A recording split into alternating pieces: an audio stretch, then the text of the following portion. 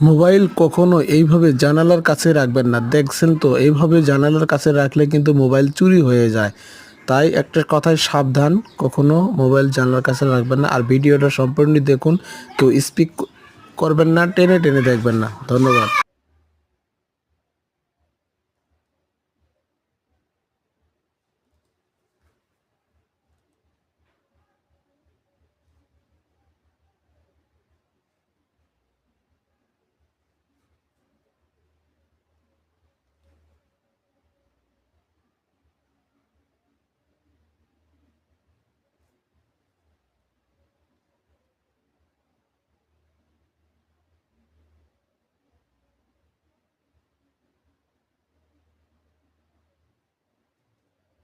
ভিডিওটি অবশ্যই দেখতে পারলেন।